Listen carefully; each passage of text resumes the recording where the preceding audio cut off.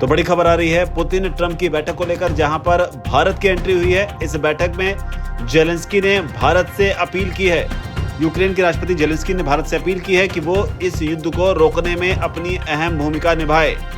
लेकिन तमाम बयानों के बीच जानिए कि जो रिपोर्ट्स आ रही हैं उसके मुताबिक अमेरिका ने अलास्का के आसपास अपनी पनडुब्बियों को तैनात कर दिया है, ये रिपोर्ट भी आ रही है। इसके अलावा बताया भी जा रहा है कि रूसी फाइटर जेट जो हैं वो सीमा पर तैनात किए गए हैं कि अगर किसी भी तरह की कोई सिचुएशन इस तरीके की बनती है कि पुतिन खतरे में आते हैं, क्योंकि रशिया यूक्रेन वॉर को लेकर पुतिन नाटो देशों के निशाने पर भी रहे हैं और अमेरिका के साथ इस तरह की बैठक, इसमें पुतिन अगर किसी भी किस्म का कोई खतरा महसूस करते हैं तो रूसी फाइटर जेट जो हैं वो हरकत में आ सकते हैं। तो इस तरह की जानकारी लगातार निकलकर सामने आ रही है। अलास्का के एंकरेज से जहां पर एयरफोर्स वन जो डोनाल्ड ट्रंप का विमान है वो पहुंच चुका है और साथ ही पुतिन का जो विमान है वो भी अलास्का के एंकरेज पहुंच चुका है और यहीं पर बड़ी बैठक होनी है, जिसके बाद पूरी पृथ्वी जो है वो इस बैठक की ओर नजर गड़ाए हुए है, क्योंकि रशिया यूक्रेन युद्ध इस बैठक से खत्म हो सकता है और इस बैठक के बाद भी जारी रह सकता है।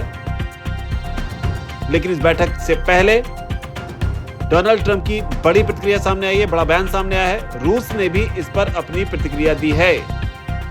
रूस की ओर से कहा गया है किसी भी किस्म की ओवर इन्फ्लेटेड एक्सपेक्टेशन इस बैठक से रशिया को नहीं है, यानी कि कोई बहुत ज्यादा उम्मीद जो है इस बैठक से रूस नहीं लगा रहा है। रूसी एम्बेसडर हैं अमेरिका में अलेक्जेंडर, उनका बयान इस मामले में आया है। उन्होंने कहा है कि हम एक कांस्टेंट और ग्रेजुअल प्रोग्रेस चाहते हैं, यानी कि लगातार एक ऐसी प्रोग्रेस जिससे लॉन्ग टर्म सॉल्यूशन जो है इसका निकल सके।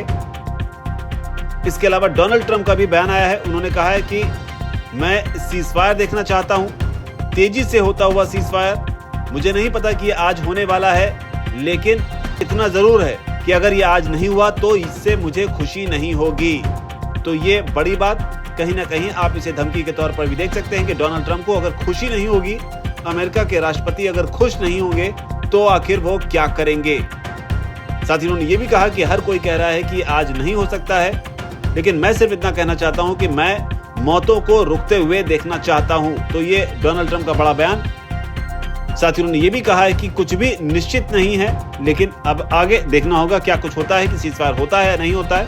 हालांकि आपको बता दें रूस और डोनाल्ड ट्रंप दोनों के बयानों के बीच भारत भी लगातार इस पर नजर बनाए हुए है और उधर नजर यूक्रेन की भी बनी हुई है। यूक्रेन के प्रेसिडेंट हैं वोलोदिमीर जेलेंस्की, उनका बयान सामने आया है। उन्होंने न सिर्फ ये कहा है कि रूसी हमले जो हैं वो लगातार जारी हैं, बल्कि उन्होंने भारत से भी बड़ी अपील की है। उन्होंने इसी दौरान भारत को स्वतंत्रता दिवस की बधाई देते हुए अपनी बात रखी। उन्होंने कहा कि यूक्रेन और भारत ऐसे देश हैं जो कि आजादी और डिग्निटी के लिए हमेशा खड़े रहे हैं और शांति और विकास के खोज में वो कार्यरत रहे हैं। साथ ही उन्होंने ये भी कहा कि मुझे उम्मीद है कि भारत युद्ध को रोकने में अपने प्रयासों को जारी रखेगा, कंट्रीब्यूट करेगा, जिससे कि हमारी जो फ्रीडम है और सोवरेनिटी है वो सही मायने में सिक्योर हो सके।